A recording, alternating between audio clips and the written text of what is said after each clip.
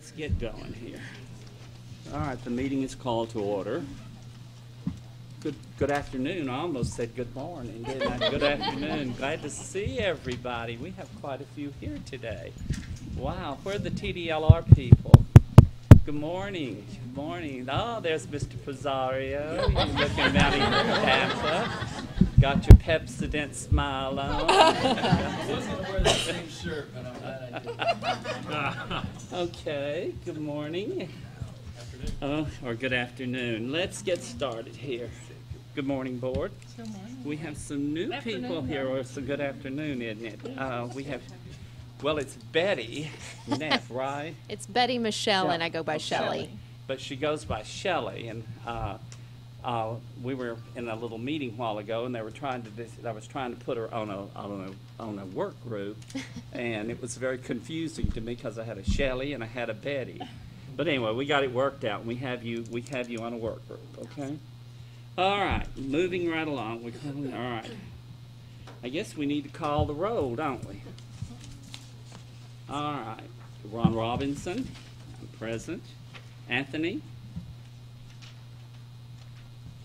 Claudia. Natalie. Present. Betty. Present. Shelley.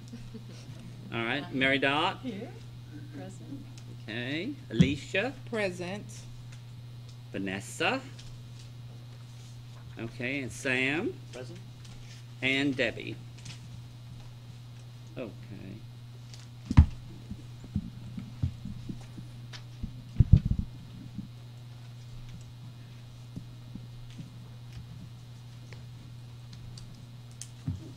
All right. So did we need to get an approval of the minutes of the last meeting? Did y'all get a chance to read through the minutes? Okay. Are there any comments? Are there any addendas to it? Everything seems to be okay. Okay, I'm gonna need a motion. Make a motion to approve the minutes. Okay, anyone want to second that motion? Oh, Mary Lindsay, I will Go ahead. second that. Mary Lindsay. So the minutes were approved by Sam Webb and Board Member Mary Dot Lindsay. Okay. Now, we're getting down to the public comment part of our meeting. Let me explain to you on public comment. We have a limit of 3 minutes. Anna, will you be our timekeeper? We also ask that you state your name, your school or where you're from, and then of course state the nature of your business, if you would please. All right. The first one is, oh my.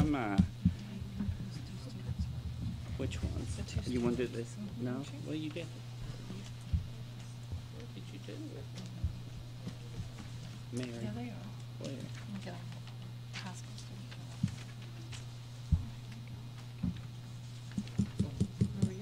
Okay. The first one we want to hear from is Maria Lopez, and does she have another? Okay. And I believe Riley Chandler. Okay. Now, which one is which? I'm Kaylee. Okay, you're Haley? Kaylee. Kaylee, Yes, okay. Kaylee Chandler, I'm sorry, I thought that K was an R. Oh, That's sorry. Riley. Okay, Kaylee, all right. And you must be Maria. All right, so where are you from? What is your business? We're from Hempstead High School. Which one? Hempstead. Okay. Can you speak into the microphone, please? Hempstead High School. All right. I don't know. Tell us your name before you speak, too. Kaylee Chandler. Not on. We'll get it turned on. Testing.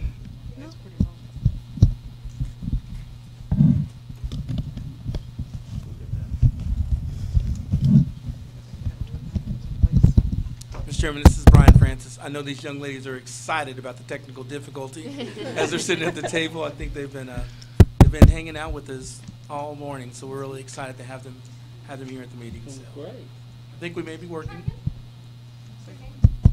Kaylee Chandler.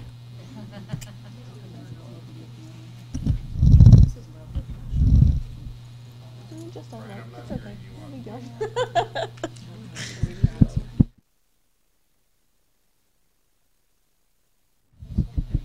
We got student next. Now it works. All right. My name's Kaylee Chandler. And what is, and you're from Hempstead High School? Yes, sir. Is that correct? And may I ask why you are addressing the advisory board? The no high school cosmetology classes. Okay. The thought of that. We're here to make sure that our voices are heard about it. I'm a senior in high school, she's a junior. My first concern are people making rules without talking to high school students about it first. They're making life choices, but not consulting us, and Honey, it's I about. can't hear you, I'm sorry.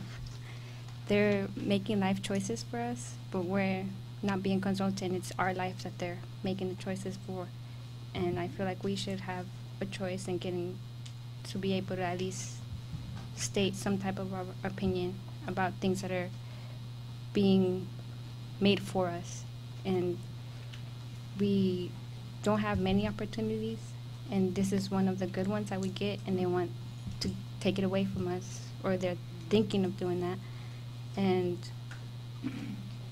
well, I just don't think it's right without it being consulted to us first. Another thing is we both take our core classes online. I don't know if y'all heard of it. It's called Ingenuity. We go to cosmetologies. We leave our school at 7 in the morning to be there. We're there for a little bit over 3 hours, and then we go to our regular school. We don't do it because we have to. We're doing it because we are choosing to. And if I get up this early every day and bust my butt, I don't think it's right for somebody to take that away. I feel like this is a good job for us to have enough income for us You're to. gonna have to start that over again. This job can give us enough income to take care of ourselves, our families, get our necessities, and all this. And there's one reason why they want to take it from us is because they don't think we get enough income. But they ask people, but a lot of those people, it's sad to say that they're not honest about the stuff that they do, and they can't judge the whole community of just, I guess that, like the program or whatever, over a couple of people's mistakes, because they're quick to, one person does something bad and they blame the whole group, but one person wants something good, like us, it's just 2 of us right now, and they want to take it away from us because it's only 2. Well, I don't see what the difference is. I think it should be more things should be done for the minority that wants something good than being punished for the majority that's doing something wrong. The last thing on my list is basically what she said, but I don't think that it's my fault that people are doing wrong and for them to take it out on us. I'm going to graduate with the job. I plan to stick with cosmetology, so I'll have this for the rest of my life. But because that, I definitely don't think that people should take that away from me because other people are doing wrong. The time? Okay. Mr. Chairman, you can extend more time too, considering all the interruptions you Okay. did for them. So, just go ahead if you have some more things to add. I feel like also this is a good opportunity for some people who don't have the income to pay for college once they leave school or for a good school. And even if this is not what you want to do, this can help you get to what you want to do, like make enough money for you to pay for where you want to go. Because a lot of our families aren't, like, their income is not enough to put their kids to school, especially have more than one kid that's closer to graduating. This can also benefit just the rest of our family, because with this I plan to keep working on this to help my family, to help my brothers go to school for what they want to do. and it just helps a lot more than what people think it does. Even if we're students, it gives us a opportunity for our future. And if they want us to be better people and have better economy, but it can't be done if they take away the opportunities we get to become better people and make our economy better, instead of having to do things that are wrong for you to be able to just have money to eat. So I feel like this is a lot better than what most people would probably have to do after they're gone and they just can't afford to go anywhere and actually study for something. We go to school. It's an actual salon. I know a lot of cosmetology classes or courses don't do that. They're just based in a classroom in their high school. But for us, I feel like that's better of an experience because we go somewhere. People in the town come in all the time. Our families come in all the time. A lot of people come in and they all want different things. So everything that we're taught we can do because we're in a town and everybody wants the things that we know how to do. So for us, I feel like it's better. We get a lot more of experience from it. And if we decide to stay in the town that we want to live in, then we already know a lot of these people. So we're constantly going to have business. We're constantly going to keep growing. And I feel like the high school course shouldn't get taken away because for a lot of these reasons, I feel like it'll help us a lot in the long run.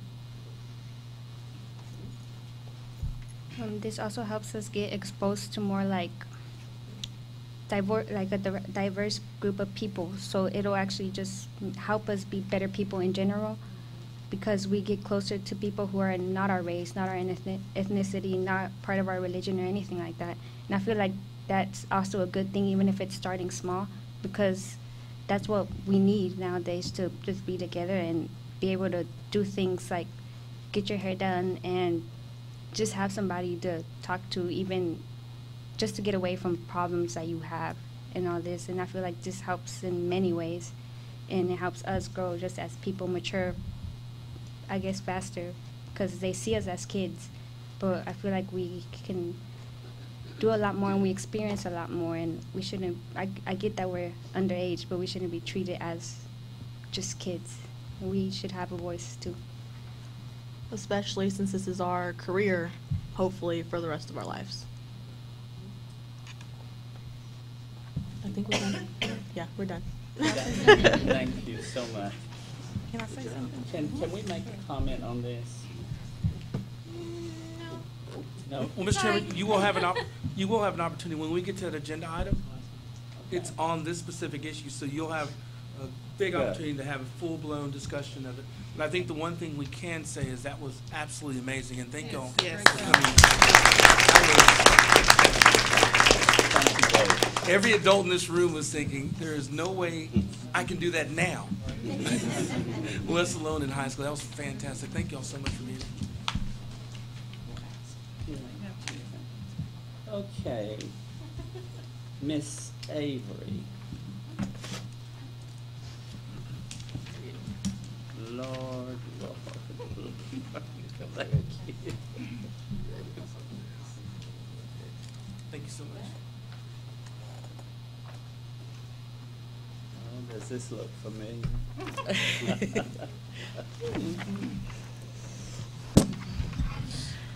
Hello, I'm Kim Avery Moyers, and I am a high school cosmetology graduate, and I run a cosmetology program for a community college.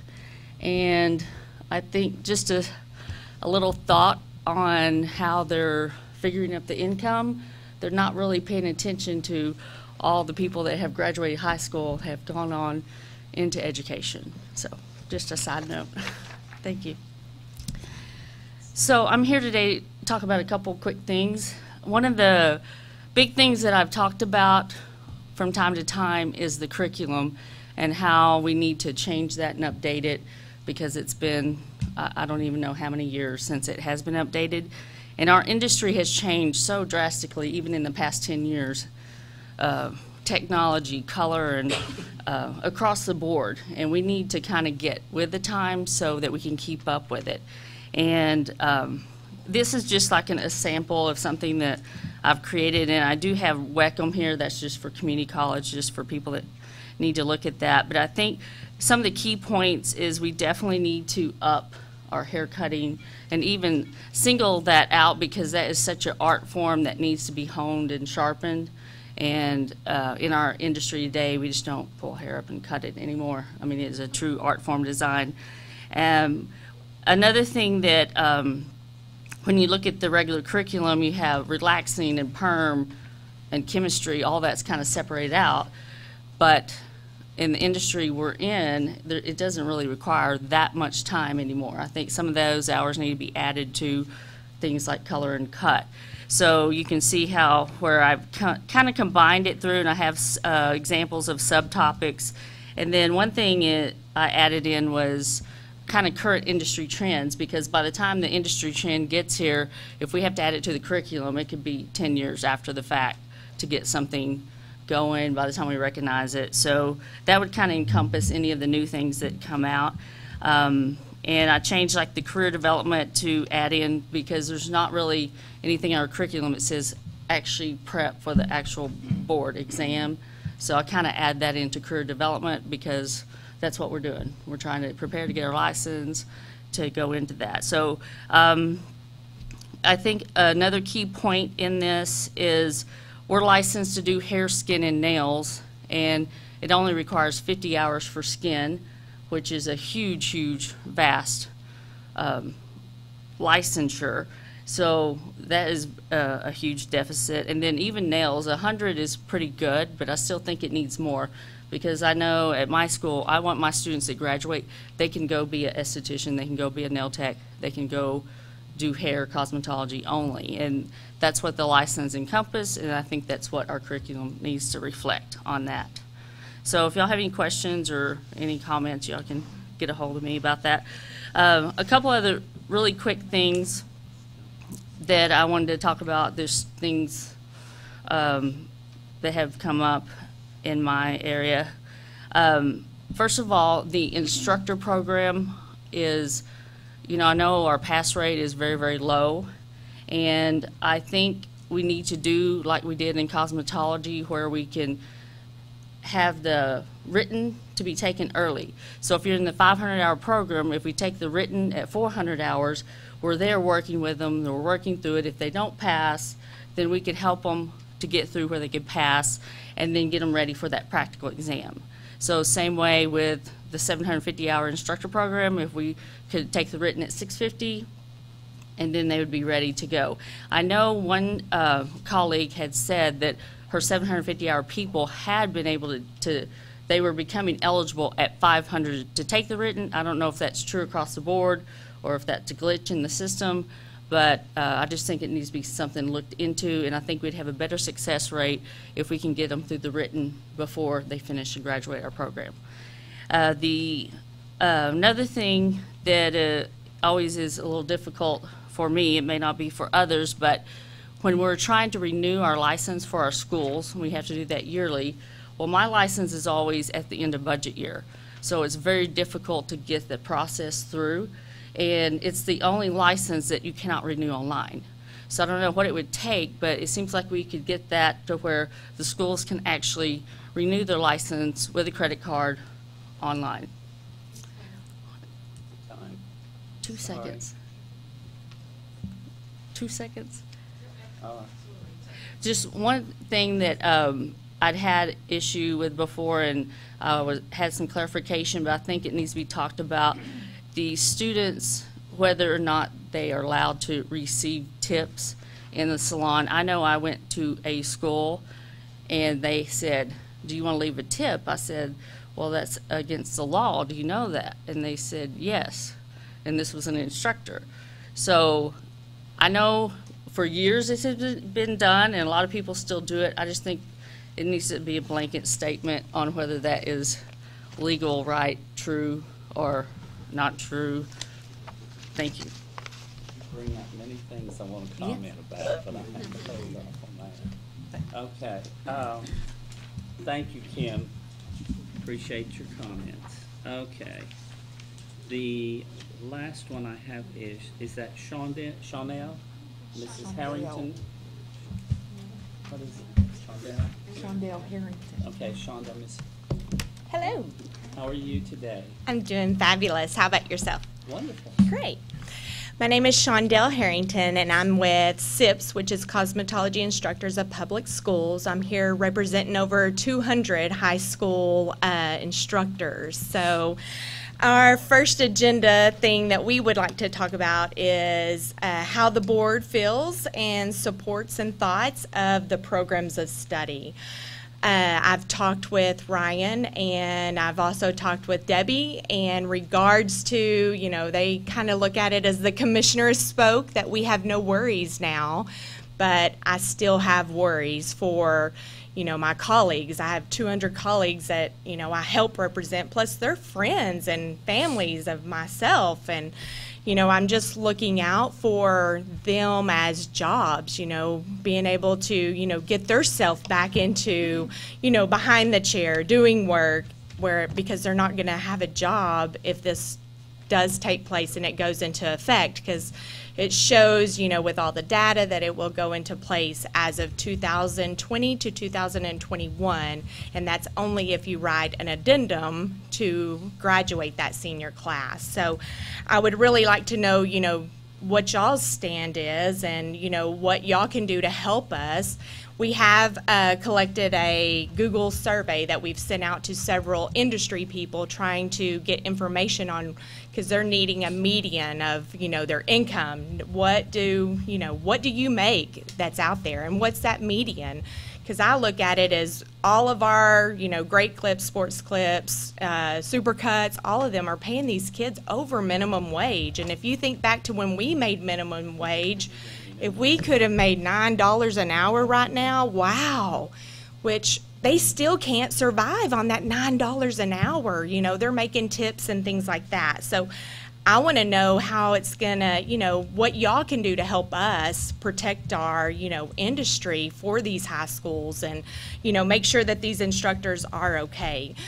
And another thing that I would like to discuss about is the practical test, with the, you know, changing, knowing if, you know, PSI is, you know, still going to be the person that's given the test, and, you know, just to kind of prepare us, because when you are teaching high school students, you know, we all know when you're teaching someone that is, you know, under the age of 18, you have to reinforce, and that's telling them the curriculum over and over and over.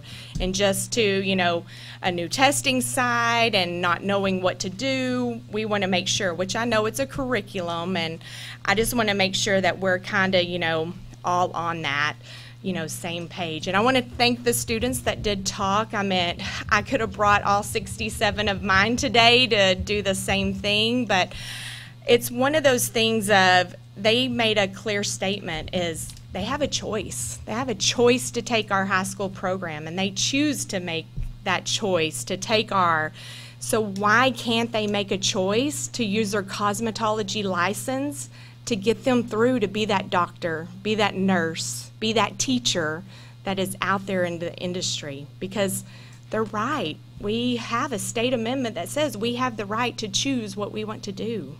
So I thank you for giving us time. Would you like to say anything, Cheryl? I think you covered it. We made our Okay. notes. I thank you so much for all y'all do for us, and thank you to TDLR also. Thank you very much. Appreciate it.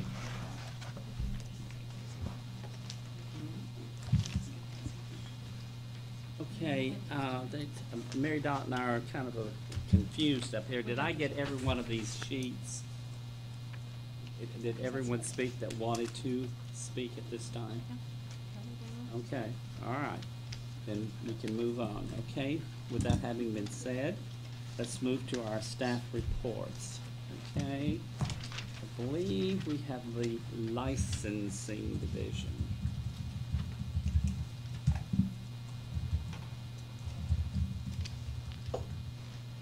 Good afternoon, board members. My name is Erica Rodriguez. I'm a team lead in the Cosmetology Licensing Department. I'm going to be given the report today on behalf of my supervisor, Joyce Hennington. I have provided you with our statistical report. Although the statistical report does not include the number of cosmetology student permits issued from August 1st, 2018 through September 28, 2018, and the number of student permits that were issued were 13,262 student permits. So August and September are our heaviest volume of student permit applications. So we still do have some applications in office that we are currently processing and reviewing at this time. Also, I've placed the new 2018 cosmetology rulebook at your station. So those will be going out in the mail. That does conclude my report today if you have any questions. This is Alicia Rivera. I do have a question, or actually concern. What I've noticed and what I've had some comments made is that when schools are issuing new permits, some of the students are getting the old book and some are getting the new book, and those are being sent in at the same time. Can you explain to me what's going on? Yes, ma'am. We did have a shipment of books that we were sending out. We were sending out the old shipment to finish up the books that we had, and then now we started sending out the new cosmetology rule books. Okay, I just have a comment, or so and maybe you can explain this to me. I guess my problem with that is that when you have a student that has a new permit being sent in, why would they be getting an old book if it's a new book that there are new rules, new regulations? Or why would half of a school get, or half of those students get an old book and half get a new book? Do you understand my concerns? Yes, ma'am. Erica, let me jump in on this. This is Brian Francis, Executive Director with TDLR. We'll unproblem you on that. Okay, thank you. Just let us know and we'll take care of it. Thank you. Okay. Thank you. Thank you. Okay. All right. The next staff report will be the Customer Service Division.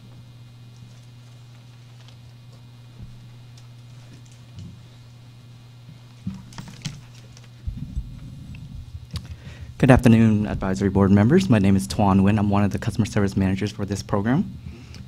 Since the last time we met, I'm just going to start with statistics. Since last time we met around May, June, July, we have seen a slight decrease in our number of contacts, averaging about a drop in 2,000 contacts. But as of August, it's slowly picking back up again, and most likely it will pick up to the average number around October. Also, since the last time we met, customer service has had 6 separations. 4 consisted of customer service reps. 1 was a embedded service rep, which retired. Another one was a quality training performance analyst. She has transferred to a new agency at DIR.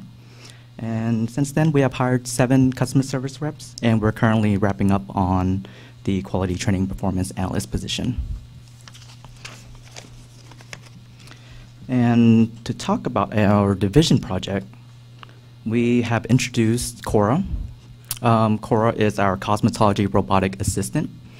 It is one of our texting bots that cosmetologists could send in a text to the phone number 737-204-7761. And it's specifically for individual cosmetologists that will and can be able to renew their license. It will give them a status update on what their current license status is if they're within renewal. This was a project that was initiated from our IT department to see if robotic assistance could be of help in terms of our contacts, and we were lucky enough to be involved in that project. Also, we have part of the process, as people send in texts and whatnot, if we are able to give them a status, we also give them links to our new cosmetology overview page for renewals. It will tell a cosmetologist on what they can do before a renewal, top things to look for in terms of name changes and how to process those, what to do in order to process a renewal, fees and online renewals, and of course their continuing education, and also how to check if everything has been reported correctly on your behalf already in order to finish the renewal process. And that was also helped through our web team and us. But other than that, that's all I have. If you have any questions for me, I'll be happy to answer them. Any questions? Comments?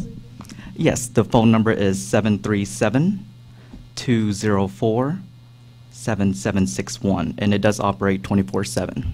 Would you repeat that again, please? Yes, 737-204-7761. Thank you. Twan, could you repeat it one more time? Yes. I saw some folks getting ready to write it down. And Yes. You were a little too quick. Here it goes. Here it goes. It's scrolling on the bottom of the screen as well. Got it. 737-204-7761. Okay. Do we need to go again? All right. Natalie had a question. Okay, Natalie, do you? No, Natalie Enderman, that was my question. I think that's great, and I wanted to know if it was on the website, which was said. So Yes. I think this will help all people in our industry. So good job. Thank you. All right. Great job. Thank you. Thank you very much. Okay, the Enforcement Division.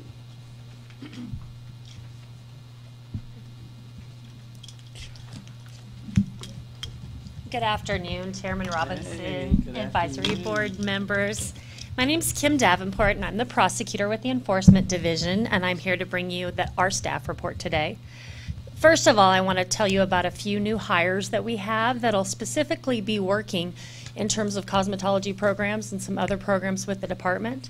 We have hired 2 new attorney 3s that are going to be enforcement prosecutors, and they will be handling inspection cases with the cosmetology salons and possibly unlicensed activity as well with licensees. They won't be handling school cases. That is still reserved for the attorney 4s. We also have a new intake manager since the retirement of Lori Magnus, and her name is Cheryl Wilson, and we're happy to welcome her to the department. These positions that we filled are new positions allotted with all the new programs that TDLR has taken on. So they're not any separations, they're just more work, so we have more people to do it. In terms of our case highlights, as you can see from my report, I try to pick a good sample of what we're seeing in this particular program. And I selected 3 cases where there were agreed orders and 2 of the cases where there had been default orders. And the types of violations in these particular cases were unlicensed activity, employing unlicensed operators. One was a school case where the school was failing to properly account for students' hours, failure to provide sterilizers or sanitizer devices, failure to cooperate with an investigation or inspection, and a lot of your basic sanitation in terms of wax pot, foot spas, and manicure and pedicure tools type violations. In terms of the penalties on these particular case highlights, as this is what we usually see, in all the agreed orders, the penalties have all been paid, and in the default orders, none of the penalties have been paid, which is usually pretty normal when we don't have any contact from someone. They don't usually contact us with the payment either. In terms of since the last time the board met, there have been 241 orders issued.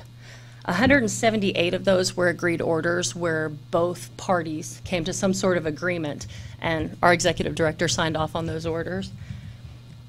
52 of those were default orders, and I think I've kind of expressed this before, but usually we send out the order and attempt to get some sort of contact, but they don't write us back, they don't call us, so we're forced to proceed with a default order. And 11 of those orders were revocations by operation of law. And I'm not sure if I've ever described that before or you're familiar with that, but generally that occurs when someone has a cosmetology operator license and they have been incarcerated in the prison system. So at that point, their license gets revoked and they can reapply once they've been released.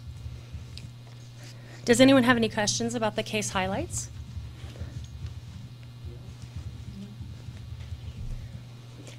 Regarding the statistics, clearly, as you can see, the cosmetology program makes up a good portion of the department's caseload. Through July of the fiscal year of 2018, it represented about 18% of the cases opened in the department, and about 23% of the cases that were resolved in the department. In terms of agreed orders that were obtained, I would say the cosmetology program represents about half of the agreed orders in the entire department. In the terms of penalties that are assessed, the cosmetology program makes up about 23% of the penalties. However, 53% of the penalties that are collected in this particular program. Do you have any questions about my report today? Any questions? Thank you so much. Thank you.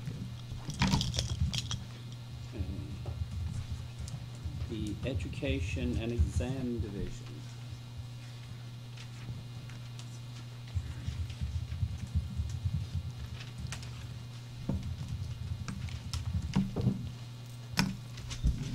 Is this thing on?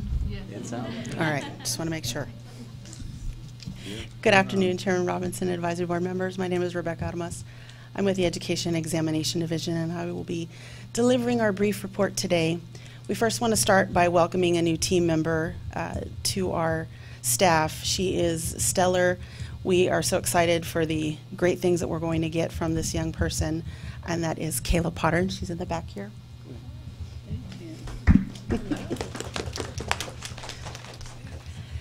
The other thing I would just like to say publicly is to prepare for session and so that I may be available here to help out the agency, we are going to put my travel on hold. I am still your education liaison, and I still will be. I'm just going to kind of focus a little bit more on the upcoming session, and I will still be able to travel once we get session taken care of. I'll be back on the road again visiting your schools. I'm still here available for you to email me, contact me, those of you that have my email address.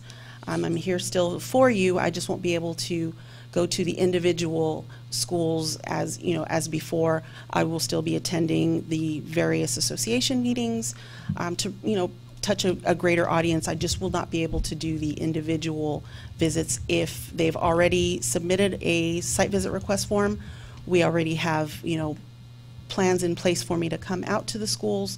We're going to get everybody taken care of that is already submitted. But as of this morning, as of today, we're going to go ahead and if you haven't submitted one, my apologies. But I promise that I'll get back on the road again and be like, I think it's a Johnny Cash song that I've been everywhere. That'll be me again. So fret not, gang. I'm still here for you. And the last thing I have is the statistics, if anybody has any questions on any of the statistics.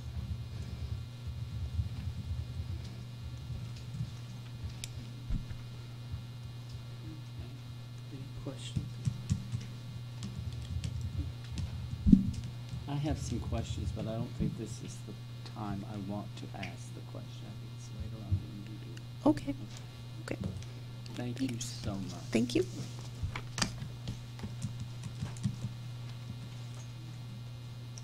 Okay, all right, the Regulatory Program Management Division. Well, that's a big, nice new title, isn't it? Yes. I just thought it was BB's. Well, so far it is. Oh, no. Good afternoon, Advisory Board. My name is Elizabeth Bettis, and I will be giving the staff report for the Regulatory Program Management Division. Marinella and myself participated in the PSI Cosmetology exam reviews in June, August, and September of this year. We have also represented the agency in 2 conferences held in July. One was Foundation for the Advancement of Careers in Technical Education, which was in Galveston, and then we attended the Texas Industrial Vocational Association that was in Irving. In September, we attended the Armstrong McCall World's Fair here in Austin. At the shows, we assist with various questions regarding renewals, the agency's human trafficking initiative, continuing education requirements, and provide guidance to individuals as it relates to TDLR's laws and rules. Facebook and Twitter information was also shared. We also continue to assist enforcement and field inspections during investigations and inspections, as well as addressing daily questions and emails from licensing and customer service. Since the last meeting, we've had no personnel updates or changes, and that's a good thing because it's only me and Marinella, so we're hanging in there. And our upcoming trade show will be the Texas State Association and Beauty Cultures League, which will be in Beaumont, October 7th through the 9th, and this will be their 74th convention. And that concludes my report. Any questions that you may have? Any comments? questions? Okey-doke. Thank Thank you, you. Elizabeth. Okay. All right. The next staff report, I believe, will be personnel updates.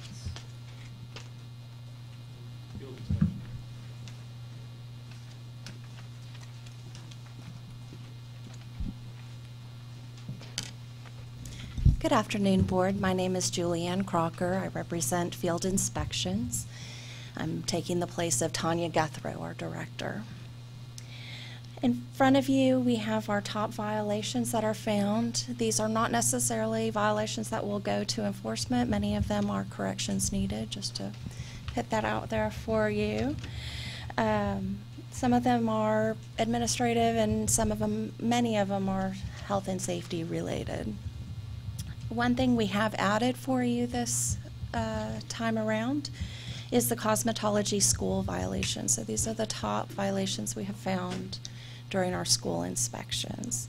These are not yet posted on our website, but we're working on getting them added. The facility one is already available.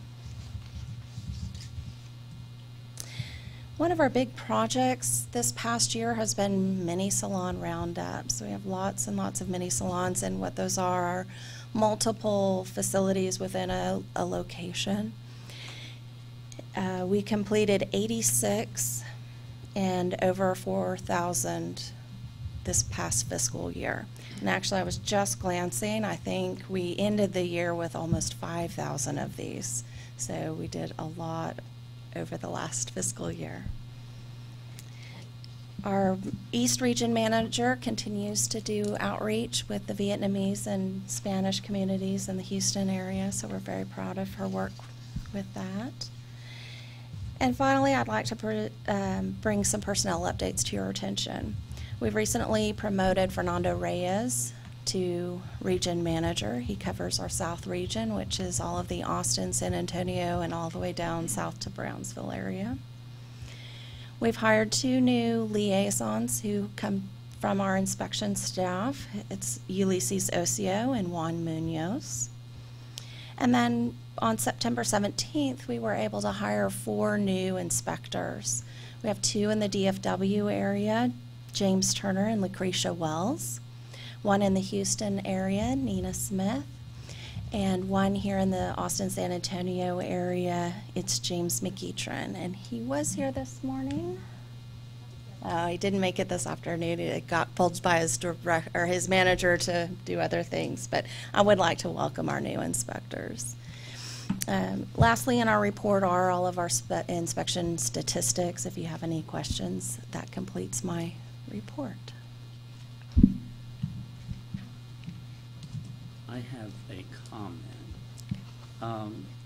Coming from a school background, I really appreciate the fact that y'all have included these violations for the school. I think that would be certainly a very helpful. We hope that will. And my next question also, you still have someone designated to inspect schools.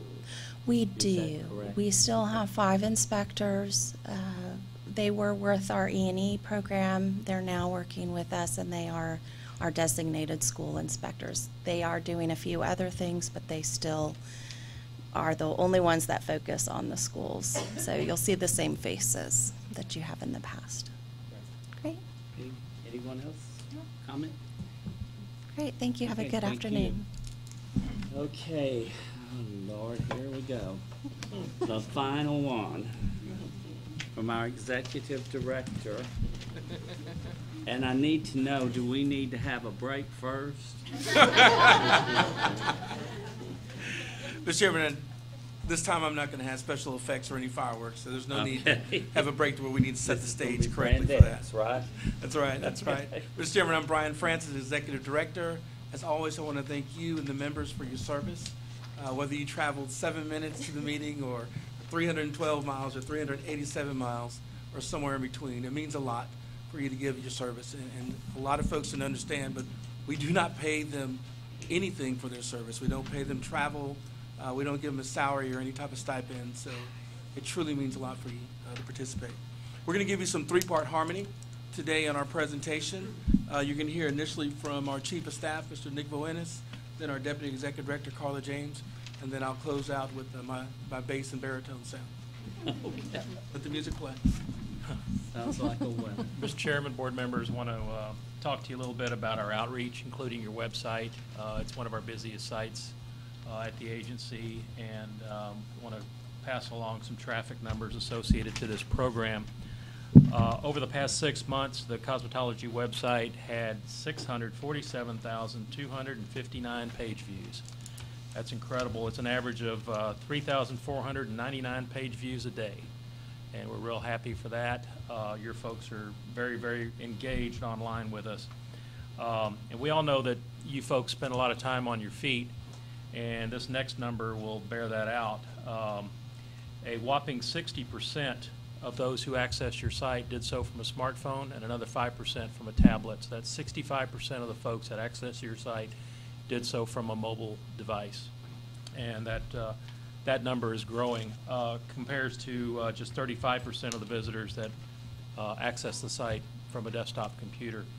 The top reason for visiting the site, online licensing by far. And also want to remind you of our social media presence on Facebook and Twitter. Want to encourage you to take advantage of those social media accounts and keep track of TDLR news and activities through that. Your group also has more than 355,000 subscribers to our listserv that receive various email blasts pertaining to the program. If someone is not receiving those, they can just go to the website and subscribe and immediately start receiving those. So encourage folks to do that as well. Want to give a shout out to our Doug Van Pelt on our staff, who came to us a few months ago and has been putting his stamp, his fresh graphics work to a lot of our material. And he is the one who designed the new Cosmetology book, and want to thank him for all of his efforts there. It's a very attractive new look for our Cosmetology book. Also, as Tuan mentioned earlier, Cora is our pilot program, kind of our cosmetologist robotic assistant. I haven't met her yet, but I know she exists. We've had to date, which is almost a month, a total of 381 users, unique users to the site, and that comes out to a total of 454 conversations that, and want to emphasize that by using this pilot program, it enables our customer service folks to spend more time with those that need that extra attention. So thanks again for those that are taking advantage of it, and if you haven't and would like to, again, the number is 737-204-7761. All you got to do is punch in your license number, and you will get a status report back. So, thank you, Mr. Chairman. Good. Thank you. What do you think? I think we're going to have Cora on this board first. I'm interested to see what she looks like. Yeah, I'm too. Carla James, TDLR. I'll give you a brief update on our legislative appropriations request. Every agency in the state is required to submit a legislative appropriations request the summer before an upcoming session requesting a 2-year budget. In ours, we have requested some exceptional items this time. We have 4 of them. The first is a new licensing system. We have 9 different licensing systems that we use at this agency. And our customers don't necessarily see that, but our customer service and licensing group has to work off 9 disparate systems. So we're requesting budget authority to create a single system that can encompass all that information and help us provide better service to our licensees and Texans. The second is a group of staff that we're requesting to address human trafficking. We have a unique role to play in this, that we have access to establishments that may be working with human trafficking, and we can provide that data to local law enforcement. We will not prosecute, we will not arrest folks, but we can kind of gather up all the information and work amongst the groups. And as I said, we have access to facilities that local law enforcement would need special authorization to just go in. And so if we see something, we can report it to local law enforcement. And so we'll be requesting some resources for that. And then the last two I'll lump together. State agencies were requested and required to make a 4% budgetary cut during the last session. We were not exempted from that. We are asking for part of that back. We are not asking for all of it back, but we are asking for 7 full-time equivalent employees to increase our ability to assist our licensees and Texans in our licensing, customer service, enforcement, and field inspections areas. So that's really the gist of what we're asking for. I'm sure we'll be providing budget updates to you during this legislative process. So is that 7 in all those areas, or a total of 7? Total of 7 amongst the 4 areas, yes. We were cut 14 full-time equivalent positions during last session, so we're requesting 7 back. So how does that, when you request it, what was? We requested, and it goes through the normal legislative process. For instance, a bill that would make changes to the cosmetology statute, the budget process works in the same way. So it goes through the House and Senate, then they come together to work out their differences. But it is an actual bill that goes through the legislative process just as a cosmetology bill would. Mr. Chairman, Brian Francis, Executive Director with TDLR. I want to touch on a few things. Carla, Nick, thank you for those great reports. The first thing I want to touch on is our strategic plan. The last time we met, we approved the strategic plan. I think you've probably seen it out there on our webpage. There's several strategic initiatives that will directly impact the cosmetology program. I'll also mention what Carla just talked about. The legislative process, if you haven't been, Sam, have you been through one with us? Yes, sir. Okay. Not TDLR. Okay. And Shelley, I don't think you've been on the board since we've gone through the legislature. So it's a process and it's a journey. As I told the group this morning with the barber group, that I don't even think we've gotten to the blocks on this. We're in the warm-up area, and you get into the blocks, and once there's a bill that's filed, that's kind of a starting point, but you're still going to go through, the conjunction, junction, what's your function type thing. Well, I'm just a bill, still applies. I'm just a bill just waiting here on Capitol Hill. You're going to start down the House, and you're going to start on the Senate side, and when they cross, you got a lot of work to do, and it still sits on the governor's desk, and he has an opportunity to veto or not. Sometimes when we talk about our legislative process, everyone thinks it's a done deal. It's not. A lot of conversations. There's a lot of competing priorities that the state will be dealing with, whether it's trying to put the money back in the hole for Harvey and things that have happened there, whether it's trying to look at the property tax situation. Those things all compete with our legislative initiatives as well. But going forward, we're looking at a few changes. Number one is in Chapter 51, which is our overarching statute.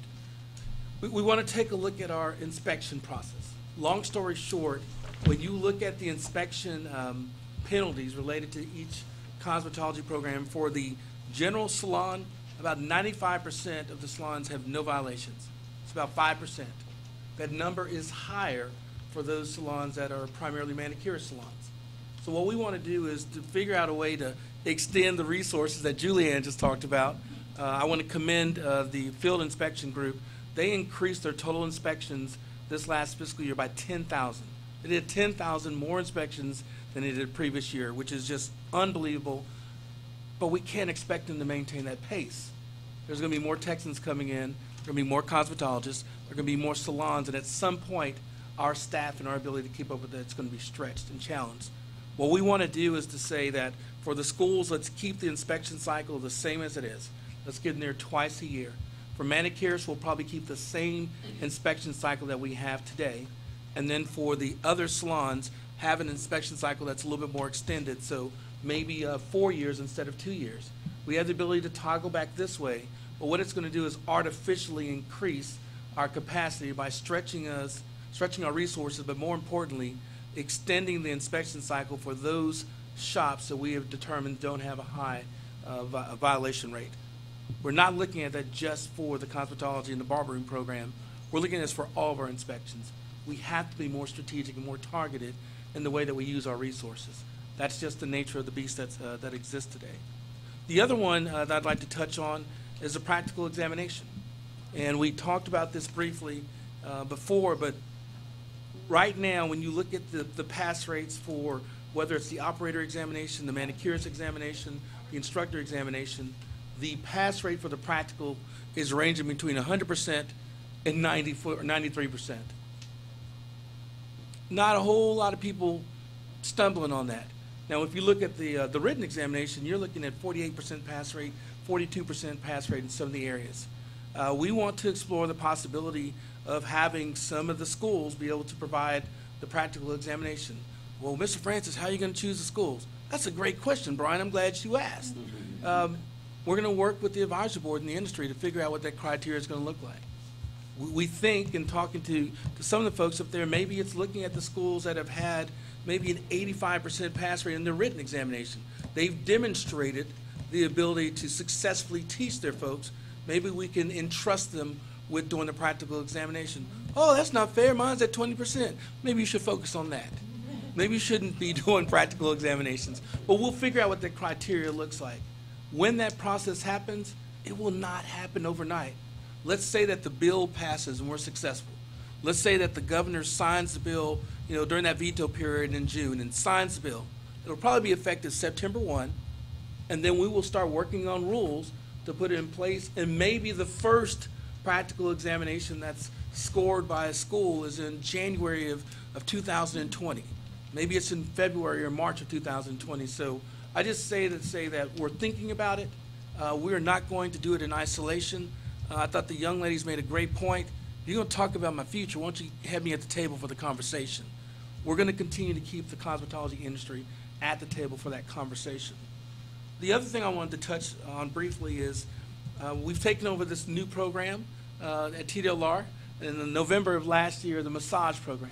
And when Kim was giving her statistics and saying, what percentage of the agreed orders the cosmetology program represents, what percentage of the penalties assessed, well, you got some new competition coming up. Massage is it's really challenging us on the enforcement side. It's challenging us on the field inspection side. It's a brand new program in terms of they've never had an inspection cycle before. They never were inspected once a year, once every other year. You're going to find violations now that we're doing that. So there's going to be some changes in there. But with the massage program and the cosmetology program, they are already operating in the same spa. You got cosmetology services over here, and you got the massage services over here. We want to look at doing what we did for the barber and cosmetology programs, which is to create a dual license. So that building owner, that business owner, doesn't have to have a separate license for their barbering functions, a separate license for the cosmetology functions, and a separate license for the massage functions. Just like the dual license today, they have to meet 100% of the cosmetology requirements to operate that salon, 100% of the massage requirements to operate that salon. So we just want to try to make it a little bit more efficient in how that program is administered. Another piece that is not going to impact the program, cosmetology, but it has influenced how we think other programs should be impacted, is we are trying to model the school process on the cosmetology side and model that into massage world.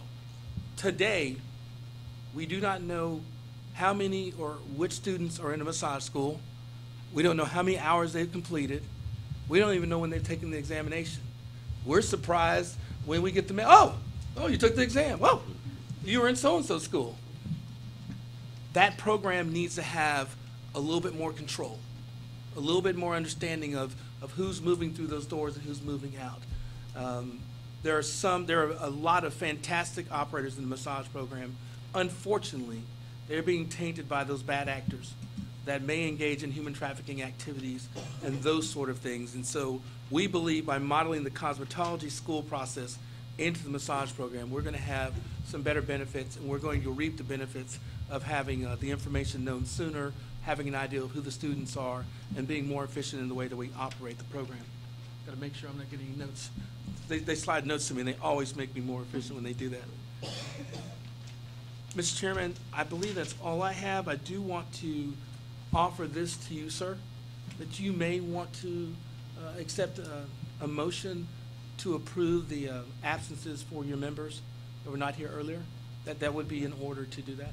To approve what? I didn't. The absences for the members that were not here earlier. I thought you may want to consider that. Everybody in the world now is going to hear whether you believe that's good or not. Well, I think it's not a first time. I don't recall us doing this. Mr. Chairman, to allow you to be in control of your meeting, I think this is probably the first time that I've offered this, and I should have done it before. Oh, okay. Well, we'll talk about that. Yes, sir. Yes, sir. And we are available to answer any questions that you may have. I just want to make a comment on this massage program. Many of the community colleges have had this program for a lengthy time. And I do feel like, I believe it fell under the inspection of the health department. Is that? That's not correct. And in fact, the massage program, the statute clearly exempts the community colleges from being licensed with the state. Now, some of them choose to follow the curriculum so that when their students graduate, they can meet the requirement. They are specifically exempted. Well, I guess I was just going to input, I really feel like with all the checks and balances that goes on at the community college level, that there should not be a major problem in that area to retrieve information. I agree. I would agree with that 100%. Absolutely. And I think the idea of the testing at some of the facilities, I think that's spot on. I really do. The only thing I think that I had a conversation with one of your TDLR people, and we may have a reciprocity issue. Do you think if we do that? We could. We could. Initially, let me say it this way, Mr. Chairman. I wouldn't even move it towards reciprocity. Sometimes reciprocity gets moved to the forefront in that conversation, but reciprocity requires that our state and the other state literally enter into an agreement to say we will accept each other. Okay. Most of these smaller states wouldn't accept us anyway because they're terrified of the number of licensees that Texas has. So they're not going to open up their doors easily and saying, Iowa's not going to stand up saying, hey, and we run over their licensed population. What we do in Texas is that the overwhelming majority of the qualified out-of-state applicants that come into our state, we do it through what we call substantially equivalent. We have determined that their examination, their education process is substantially equivalent to ours. Well, I use Iowa as the example because they do not offer a practical exam. And so we had to modify our information. If you look on our webpage, it says, hey, if you come from these 39 states, they've got hours that are equal to or greater than ours, and they have a practical and written examination. You come over there, we determine that you had a legitimate license, come on in. If you come from one of these states that has less than ours, but has a written and practical, okay, you need to practice for a year, and now you can come on in. And if you come from one of those states that did not have a practical, I think it's 2 years. Basically what we're saying is that if a person has worked for 2 years, that should be equivalent to the examination we just talked about where it's a 95% pass rate, that behind the chair has replaced our requirement for it. Other states may not be as gracious as we are. They may say, TDLR has a practical examination, but they're letting schools do it. I can't begin to think for them. So they may do that. They may place it in jeopardy. We will need to look at that and explore it, maybe talk to some of the other states through the different interstate councils and see how they may react to that. But that's a fair question. It's a fair question. Any other comments? Sam Webb, I have one question. What about laser hair removal? Where does that fall in this group and for statistics and reporting and inspections? Laser hair removal does not have an inspection component. Their equipment is regulated by the Department of State Health Services. Their people are regulated by us. There may need to be something, Mr. Webb, to sync that up, but there's not anything now. The challenge that we are experiencing with laser hair is that the processes that we have and that we inherited are extremely cumbersome in terms of determining if there's a supervising or senior laser hair removal specialist that's training the second level, that's training the third level. I think we have sped up the application process somewhat or maybe even significantly. But thank you very much. And it's the staff. I mean, they do a great job. But it's still statutorily, they've got some stuff in there. And I'll be willing to talk to you after this meeting to share with you some of the statutory specific provisions that we're looking at for laser hair. Thank you. Absolutely. Thank you. Alicia? Yes. All right, I know you've been bending that chair. Go for it. What about microblading? There's a lot of stuff out there where people are doing microblading in cosmetology. I know that it's not regulated as far as like TDLR. What are your thoughts on that, or what do you think about that? Well, I know that in the 15 or so comments that we received for the rule review, and the more than 52 pages of documents that were provided, there was a specific comment about microblading. And it even went as far to say that people are using scalpels in the performance of that, and that may cross over into the medical side of the equation. When we assign those health and safety and sanitation elements to the health and safety work group, that's something we're going to need to explore. When you use a scalpel, if we have already determined, I'm trying not to get too far ahead of my enforcement division, but if we've determined that a credo blade is outlawed, I got to believe that the uncovered blade is not welcomed. Right. And so we'll have to dig into that, and it's something that we'll coordinate with our inspection group and our enforcement group. But a scalpel being used in performance of cosmetology services,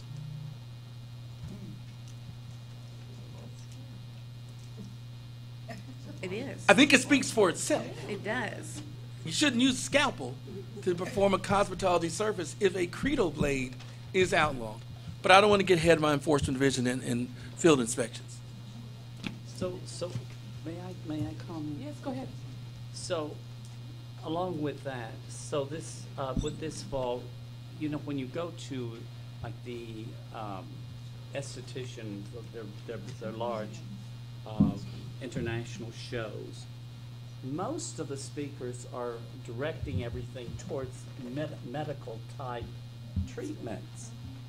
And, you know, we do not offer a license for a medical esthetician. So I'm just asked, my question is there a possibility that we could look into something like that? Because when I was the director of the college that I was at, I would interview my prospective students, and every one of them that were coming into the esthetician program wanted to be a medical esthetician. They weren't interested in just being a esthetician, meaning just doing the facials and that sort of thing. They wanted to take their training to another level. So are we stepping on some other people's toes if we did this, or is this something we can look at? You would absolutely be stepping on someone's toes. Okay, we can't do that. But it's something that may look at us. Instead of us looking into it, it may come to us.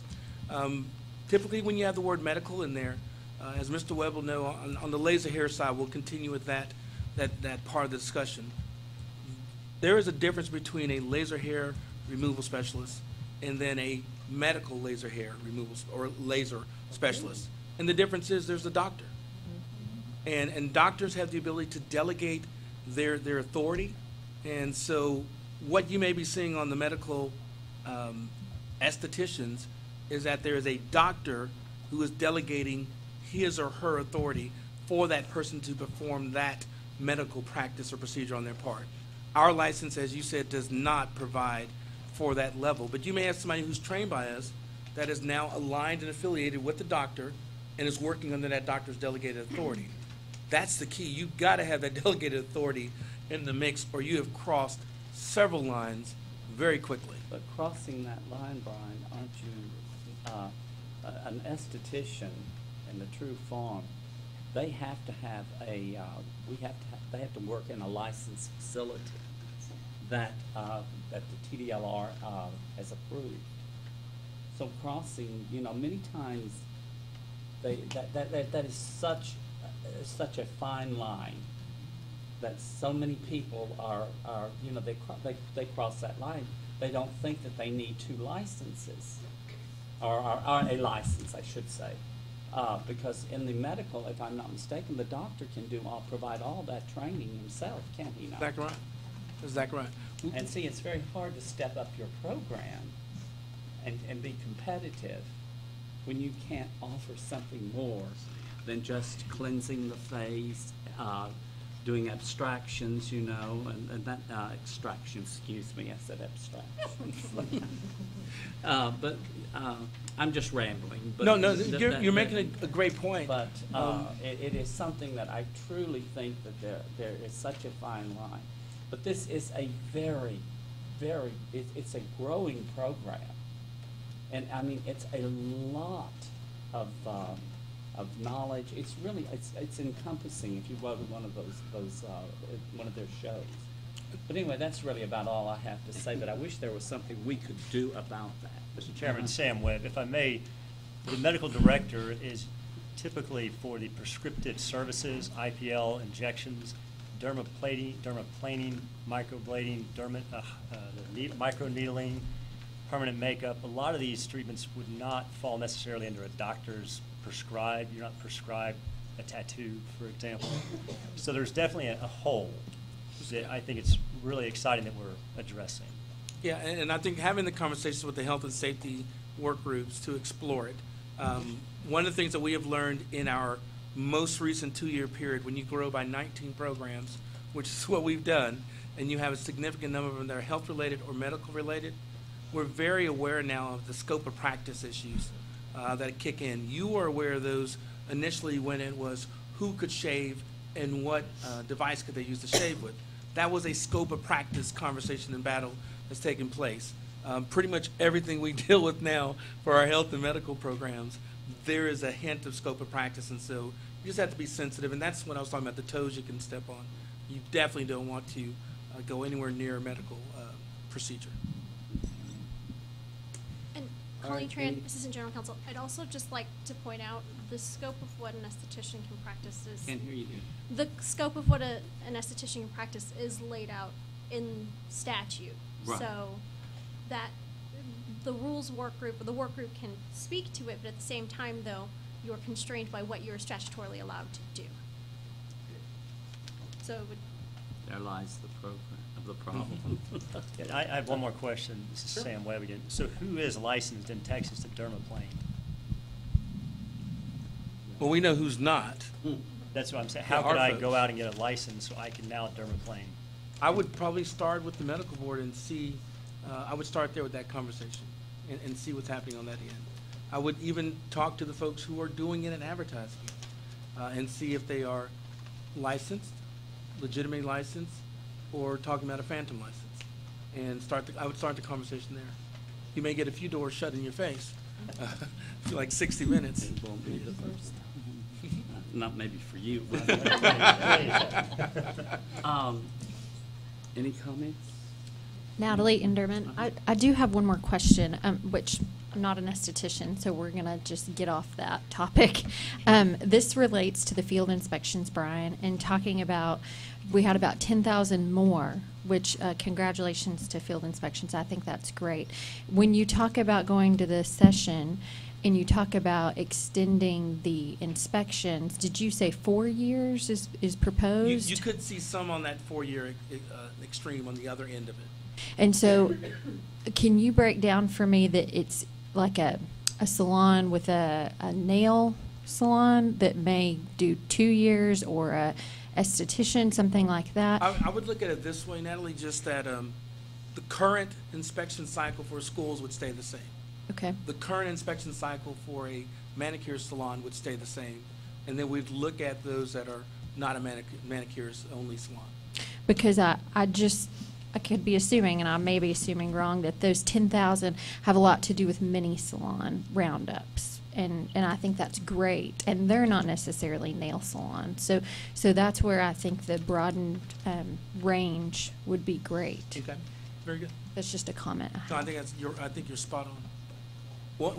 It's twofold, that there is a good portion of it that are mini salons, but it's also a capacity thing that we were able to get to them. Because they've been there, we just haven't been able to get all those inspections done before, so that's the point of pride. Okay. Anything else? I do have Alicia Rivera. I do have a question / comment. I'm not sure if it's this is the appropriate place to ask this question, or it should be at the end. So This I'm is just the gonna, catch-all section, so- Okay, so I'm just going to say it. I kind of want to look back at when the enforcement decision said, when they talked about retrieving, money and some people not paying money or whatever.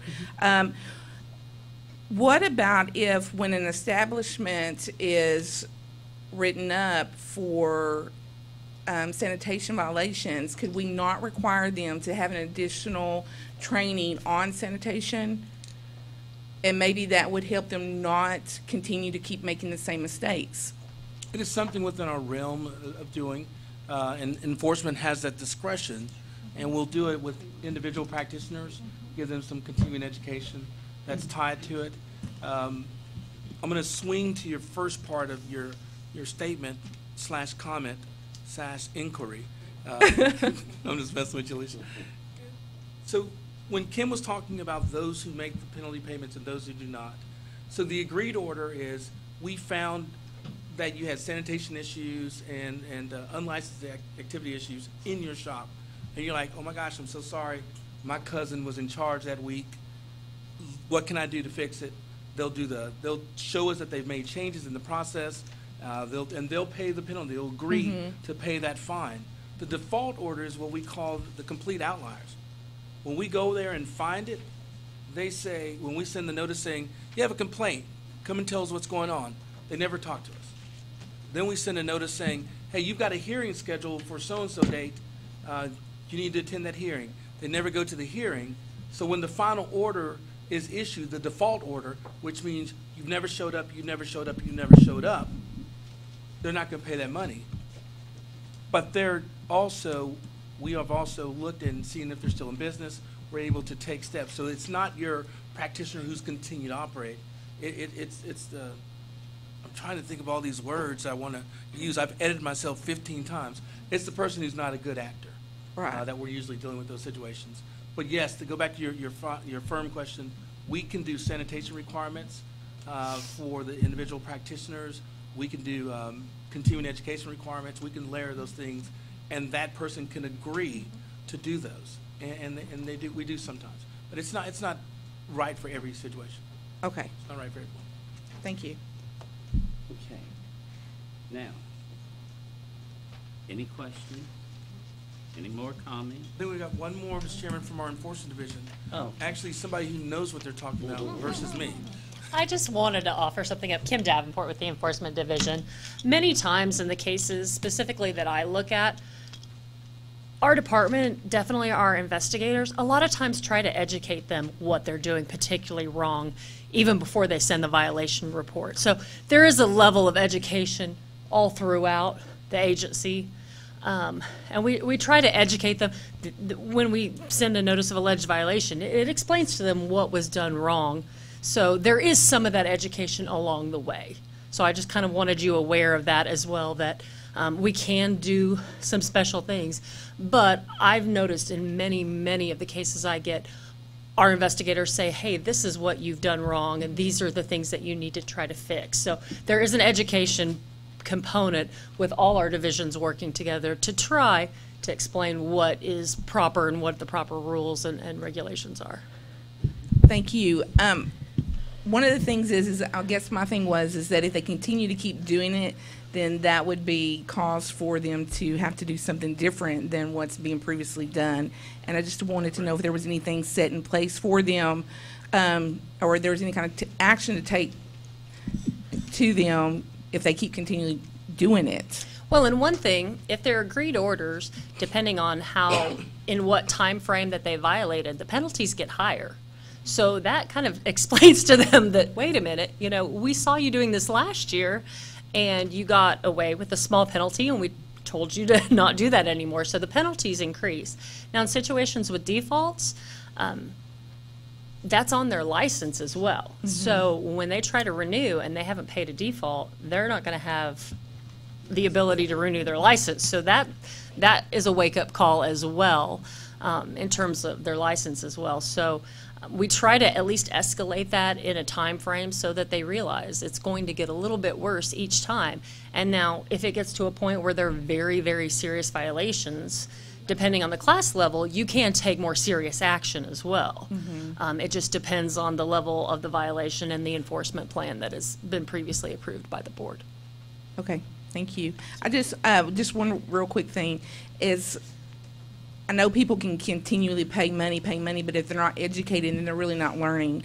And that's just where my focus is on the education part of, are these salons, are these people that are working for them actually getting educated? And I know when inspectors go in, they do educate. I know that, but continue to pay a fine and continually get rolled up. I just want to make sure that there's some way that we know that they are getting educated, and doing so would be to actually take a class. But thank you very much. You're welcome. Mr. Chairman, before we get off the executive report, which you're so excited about, I just wanted to acknowledge that we have the chairman for the Barber Advisory Board, Mr. Ron Jemison. We also have a Barber Board member, Ms. Hatch, Jenny Hatch, in the back, listening to the meeting. He put a hat on to try to kind of sneak in, but we did not let him accomplish said. I just thought you would want to know.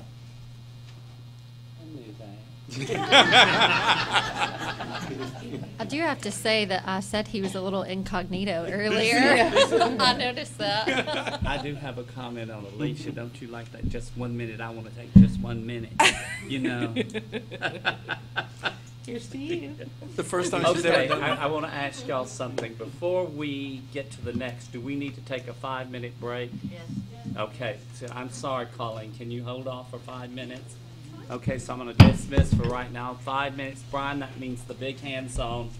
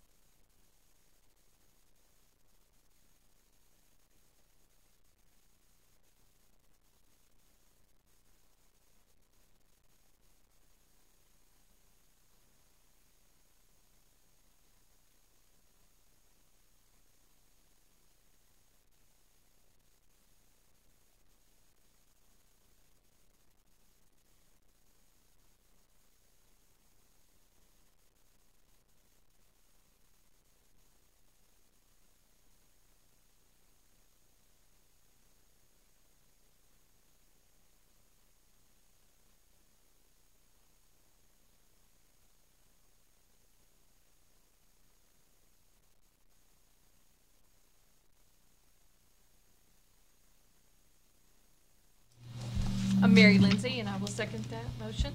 Thank you very much. So it's been noted. Okay.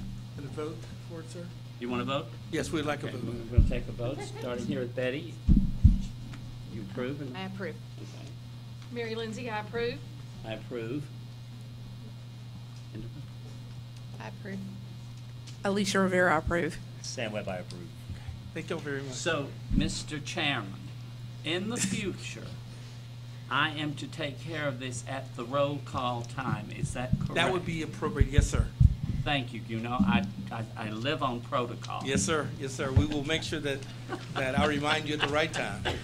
You're so good. All right. In-house barrister. Okay. Here we go. Pauline, you're going to give us the nutshell version of 83, right? Yes. All right. Let's go. Colleen Tran, Assistant General Counsel for the Cosmetology Board. Thank you so much for being here this afternoon. I appreciate your service for this board. So, Texas Government Code Section 2001.039 requires that state agencies review their rules every 4 years to determine if the reasons for initially adopting the rules continue to exist. Under Texas Occupations Code, Chapter 51, 1603, and 1602, we are required to adopt rules to administer the cosmetology program. The administrative rules are under 16 TAC Chapter 83, and they provide the details that aren't found in statute to run the cosmetology program. Specifically, the rules provide for the private beauty culture school tuition protection account. They detail licensing requirements, specify health and safety standards, design a standard curriculum, and they establish fees for the specific programs. So TDLR does the rule review in 2 phases. We do a phase 1. We put the rules out to just for public comment. There aren't any changes or proposals during that time, just to ensure that when we get comment back in, it shows that the program and the rules are still necessary to operate. And that notice of intent to review the administrative rules for Chapter 83 was published in the Texas Register on August 24th, 2018. That comment period closed September 24th. We received 12 public comments from 12 individuals. Some of them were very, very lengthy, so that's why your packet, which you have all the materials in front of you. Yeah, you have all the materials in front of you. Comments were ranged from enforcement issues and licensing issues, curriculum and education, scope of practice issues. They were varied. Each of those comments will be provided to the appropriate work group and the staff as well to work on as we go into phase 2. Again, I also want to note that some of the comments, I believe somebody asked for an apprenticeship program, and the scope of practice issues or legislative issues that are beyond our scope as an agency to change. And with that's it. That's all I have. I do have a question on that last comment you made. Mm-hmm. So if you did want to maybe implement doing practical exams in the school, okay, could the state legislature approve that then? Yes, I believe that is one of our strategic initiatives, is to ask the legislature to allow practical examinations to be administered by schools. That would be a statutory change. Thank you. Any comments? Anything? We don't need a motion, I understand, on this. So No. any comments? The rules would go before the commission and ask them to readopt them in full so that the program continues to operate. Very good. You don't need a minute? Okay. I need about 10. Mr. Chairman, Brian Francis. So in this stack of comments that came in, there were some fantastic ideas for consideration as it relates to health and safety sanitation issues. Yes. Those I think you'll pick up later on for the work group discussion, but I just wanted to make a statement that for the folks who chose to provide comments, some really good information in here, and that will happen in a separate discussion. So the work groups will start looking at those separately and digging into those deeper, but really, really good stuff. And one of the things that I'll save it for my minute later on. Thank you, Mr. Chairman. Good information, though. Very good. Thank you, Colleen. Appreciate that. All right. Now, number G on our agenda, discussion of the Texas Education Agency's proposed revisions to career and technical education, CTE programs of study in response to Strengthening Career and Technical Education Act of 2018. Mr. Brian Francis. Mr. Chairman, as you may be aware, there's been significant discussion and interaction relating to the recommendations or proposals or consideration of moving cosmetology out of the high schools. We had an opportunity to meet with the Texas Education Agency staff. Carla, Rebecca, Bibi, and I went and sat down with them. I'll start in reverse. I feel very strong and very confident that there's not going to be any action on that. When you have the Lieutenant Governor weigh in immediately upon that article being placed in the Texas Tribune, which is one of the most highly distributed media outlets in Texas, he was very quick to say he supports cosmetology in high schools. He supports what it does for students to give them opportunities they may not otherwise have, or they may have to pay more money for. It was very clear from the Senate leadership that this is something they're not in agreement to.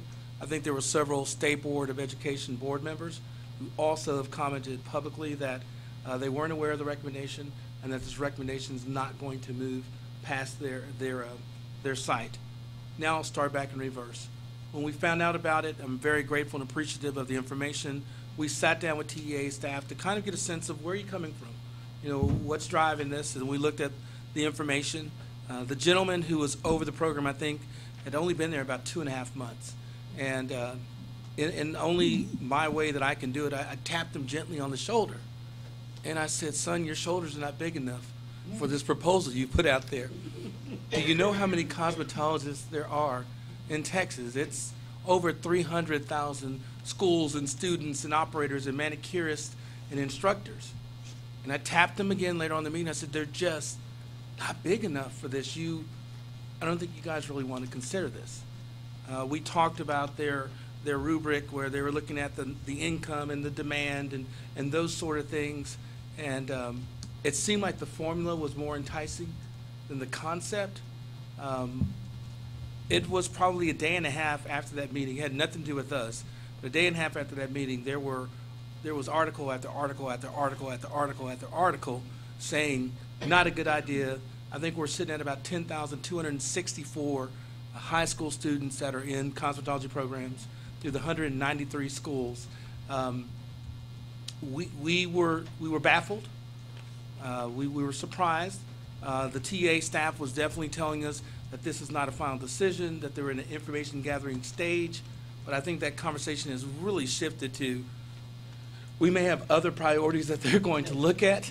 I really think, and I know that Shondell and I were trying to connect on the phone and talk a little bit about this issue, but I really think that the real powers that be have already interjected themselves in this conversation, and that I do not anticipate that this idea will be moving forward with any speed, pace, or success. I've never seen in any of the programs, maybe with the exception of our massage program in terms of the number of human trafficking related cases and articles, I've never seen this many articles related to one issue since I've been with TDLR, and it was statewide, all the different schools weighing in, and I told them that you would, and you did, and so I feel very confident that there's not going to be much more of this happening. Okay, so at this point, do we just sit back and watch and wait? What? I mean, or you don't have a comment on that? No, I think we have a board member. You think what? We have a board member, Debbie, who was unable to be here because of personal reasons, and I think that she's the avenue for us to continue to talk through and ask, and we will continue to avail ourselves of where they are in the process. But I think the timeline was hinting to maybe some November action. I think November is going to come quiet unless you have a lot of family members over Thanksgiving. I don't think it's going to be much of a problem. But we'll keep an eye on it as well. But the schools, the high schools, and the local newspapers have done a fantastic job articulating what these two young ladies said, which is These programs are important. They add value. Why would you make a student go pay $14,000, $15,000, $16,000 after school when they can get it done in school? Oh, by the way, these programs have produced some excellent instructors. By the way, you have folks that are making wonderful livings and careers off of what they learned in high school. And I always tell the story about my aunt who did 54 years behind the chair, and she came through a public education program for cosmetology. So I think that's been impressed upon everyone very clearly. Well, Even the little shouldered guy. I would like to request, though, that we keep SIPs in the loop. Absolutely. You know, definitely, I think that's imperative that it be done. Okay, any other? I just have a comment. She didn't say how long. I just want to commend these young ladies, and I actually spoke to them during the break, and as I said before, is your voice matters, you matter, and I appreciate so much for you being here today. It's because of you that we are able to continue to do what we do. Keep doing what you're doing. Don't stop. And if there's ever a door shut, just continue to keep going, because there's always going to be a window that opens. I commend those instructors for allowing them to be here today, because you guys, it all starts right where you're at the foundation. And you being there and making a difference and being an example to others, that will allow you continually to be doing great things in the future. And I hope for one day for you to be here sitting in my position and taking my spot, because it's people, it's students like you that make those differences. And I thank you from the bottom of my heart. I have a comment as well. Thank you. Thank you, Alicia. I just wanted to add on to that. Shelley Neff, founder of Urban Betty. I was a high school cosmetology graduate. I went to high school. I graduated in '95. That'll tell you my age. I own a salon here in town. I have 50 employees. We will be opening our second location in January. My salon is set to make almost $4 million this year. It was an Inc. 5000 fastest growing company this year. I did not go to college. I just went to cosmetology school in high school. So I can tell you right now that it is everything you dreamed of. The average person in my salon makes $80,000 a year. The first year starting out on the floor, you make $40,000 a year, and my top stylist makes $130,000. I have over 6 stylists making over $100,000 a year. So keep on doing what you're doing. Thank you for what you said. It's important what we do. Thank you. Woo! Man, we all gonna be banging down your door. I'm talking about, I got some scissors and I cut the top of my hair off. That's outstanding. You know, when I Shelley, thank you started so back much. when it started, we worked strictly on commission. We didn't have any guaranteed salaries or anything. Either you made it or you didn't. Okay, are we, Mr. Francis? I believe that wraps it up. Okay, we're not quite finished with our agenda. We have the number H. We need an update and discussion concerning barber, cosmetology schools operating in the same space but not at the same time. Who's taking it, Mary Dot or? Oh, Well, hi there. You're gonna take it. Yes. I would just want to see if you were awake. Well, good afternoon again. Good. Rebecca Adamus with Thank you. TDLR's Education and Examination Division. On August 8th, we sent out a listserv kind of covering barbering and cosmetology in the schools at the same location. So we just want to clear up a few things for y'all. We want to make sure that everybody is in the understanding that you can teach both. You need to make sure that you're individually licensed to teach barbering as an instructor and cosmetology as an instructor. You also cannot commingle the class. So for example, if you were to walk in the front door and you have a cosmetology side and your barber side, so you've got a barber and cosmetology theory room and you've got a barber and cosmetology practical floor, you're good. We don't want anybody to misunderstand that that can't happen at the same time. They can't be, running at 8 to 5. You're in 2 separate areas. What we're more concerned about is the commingling. We also need to be sure that everybody is licensed. You must hold the 2 individual licenses. There are no, it's not a combined license. I was told that the analogy, and I just realized what week it is, it's rivalry week around here, so you don't want Longhorns and Sooners in the same area. Well, it's kind of like the same concept. So we just want to, you want to have that, the happy medium, the happy ground. So we just want to be sure that everybody understands that, yes, you can operate, just not at the same time. If you choose to do cosmetology in the morning and barbering in the afternoon, that's fine as well. The ratio is still 25-1. Nothing changes. Be sure that when you're looking at the rules, use the more stringent rules. Go check them both side by side and make sure if there's one that has just a little extra, use that little extra. When the inspectors come in, they're going to make sure to verify, are we having a cosmetology session right now, or is it a barbering session if you're using the same space? And we're here to answer any questions that you may have, but we just wanted to provide some clarification. It's going to be a great thing. It's going to save lots of money for the industry that'll trickle down to the prospective students and the current students, because I may see a decrease in tuition because they're not having to pay so much in rent, because you'll be able to just operate under the same space. So, any questions? I have a comment. Yes, sir. Or a question. Mm-hmm. This is a question. Okay. So, if I have a school, Mm-hmm. am I going to have separate labs? You don't want to commingle. If you are planning on operating at the same time, you would have to have separate labs. I would have to have a barber lab, and I'd have to have a cosmetology lab. Yes. But if I'm operating Monday, Wednesday, Friday, or say a night school, sure, I can use the cosmetology facility, the classrooms, the labs.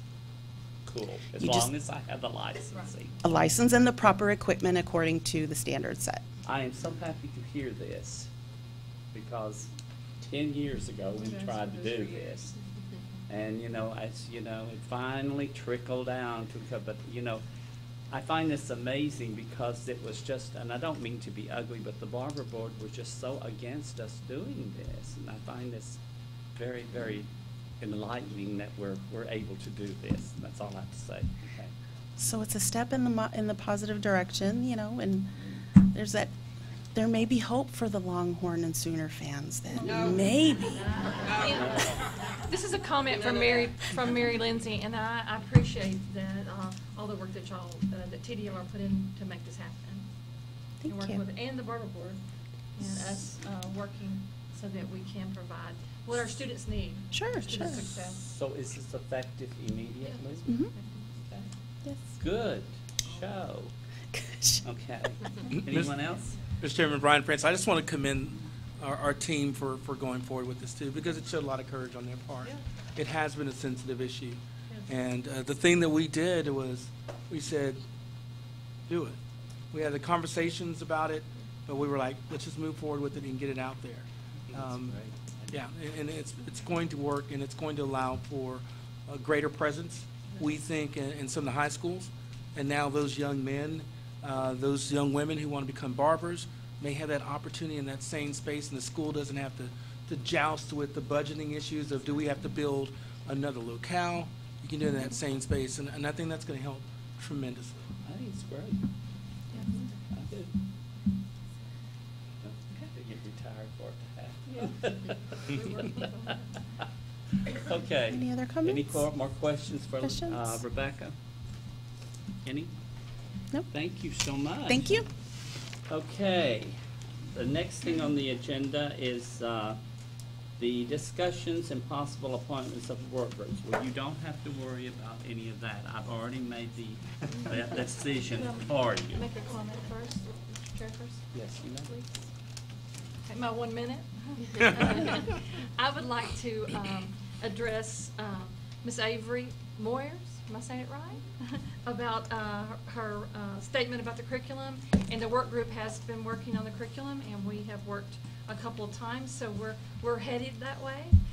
Thank you for your information, and we appreciate your input. And like I said, your continuous input is very important, and we're headed that way. And we are trying to keep the curriculum revised and updated, a little bit more broad. And boy, you did a lot of good work. I love it. So, and we thank you for being persistent with that. And I think it's going to work out really good. And but we're on it. We're working on it. If Mr. Chairperson will please let me on that committee, I don't know. He's going to say that. So. But we're on it. You know as well as I do, if you just have your heart set on it, you do. Okay, so right now, I have made a list, and if there is a problem, see me afterwards, okay? Not now, okay? All right. In the health and safety, I've asked that, on the committee, I asked that Shelley and Ron Robinson, Mary Dot Lindsay, and Natalie Enderman be on that particular committee. And I believe you will be doing a printout of this, won't you, Christine? Is that correct? Okay. Okay, on the education and curriculum work group, I felt it was necessary to keep all my school people on that. So I asked that Sam Webb, Mary Dot, and Alicia, and Debbie from TEA be on that committee. Okay, on the enforcement work group, I've asked Anthony Anderson, Alicia Riviera, and Claudia Avalos, and Natalie Enderman on that, if you would please. And then on the licensing work group, I've also put you, Natalie, and she made a statement, I need a lot to do, and I thought, well, you were just the right person for it. Natalie Enderman, I still want to say Betty, I'm sorry. Shelley. It's okay, I'll answer and that. Sam Webb and Claudia Avalos. So, with that having been said, that agenda item then is taken care of. Mr. Chairman? We're not going to have administrative and rules group. Mr. Chairman, would you address that? Do it's what? your top one, your Yes. health and safety. You didn't read that one out. Health and safety, yes, I did. You did? Oh, Yes, well, I I did. missed it. Sorry. No, what Mr. Chairman was saying, this is Brian Francis.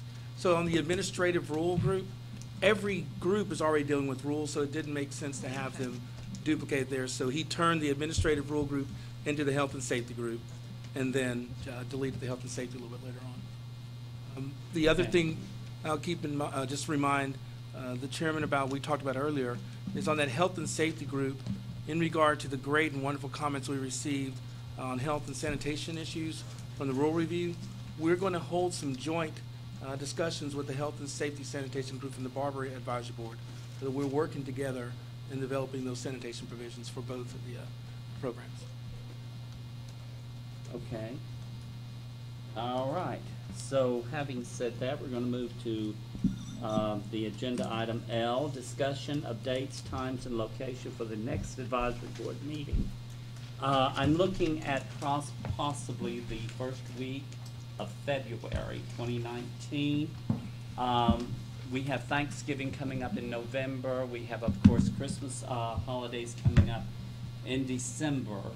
And again, I state, being from a school background, it is imperative in January that directors and administrators be on board at registration time. So I did not feel like January would be a good time to have a meeting for that purpose only. Okay, so will you give me some dates in February and you get back with us, or what? Yes, sir. Okay, now, Mr. Francis, I could be wrong, but the young lady that's next to you, that Tamala used to have this position, did you introduce her? No, Mr. Chairman, I did not. Would you mind? I'm going to give her boss the opportunity to introduce her. Okay.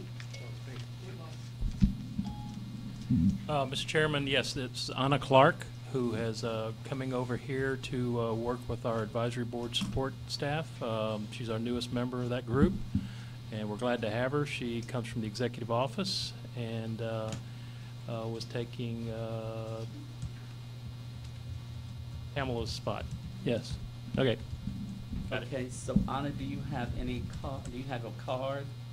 I don't have a card. I've been here 2.5 years. So does that mean she'll ever, has she earned her place to get a card now? Absolutely, she has. Okay, because from time to time, I have reason to call you. I don't keep you on the phone, but about 3 minutes. I'm like Alicia. I don't know how to count. But anyway, I would like to have that as soon as you can, or either give it to me, I'd appreciate it. Absolutely. Okay, all right, having said that, do y'all have any other comments, discussions, or any other thing? Anybody? Morning, afternoon? Oh, yeah, morning or afternoon. When the bar, now, y'all are gonna have to help me on that, because I don't know what the barber board is scheduled. They did not articulate morning or afternoon, so you have first pick again. Do y'all, I'm gonna ask my board, do y'all like morning or afternoon? Morning or afternoon? Either one. I like morning. Well, you're in the minority. She does too. Shelley does too. Shelley likes afternoon. So, Sandy, it doesn't matter to you? The only question I had, Mr. Chairman, is do we need another board meeting before session starts? If we have anything to address, it's not an issue at that point. Okay. No, and just the role of the advisory board, we would not pull you in to a legislative matter. We would update you on legislative items, but the thing that we try to be careful and to have some distance on is being accused of lobbying and that sort of thing. And sometimes if you have an agenda item, the natural thing is we vote to do that, and then it's, yeah.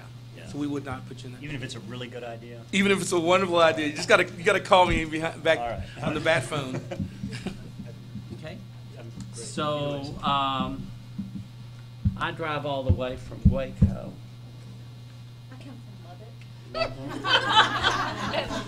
I come a long way. I'm 7 minutes, so. I'm like 7 hours. I'm indifferent.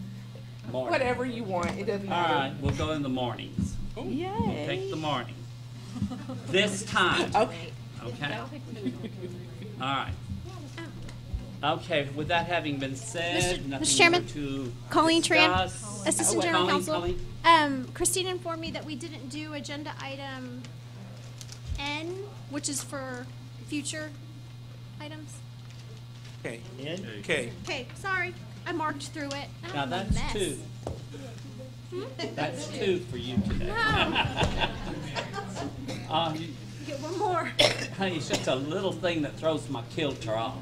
That's the problem. All right. You don't want me to have one of those vapors, do you? Okay, so having said that, the meeting is adjourned. Thank you for coming.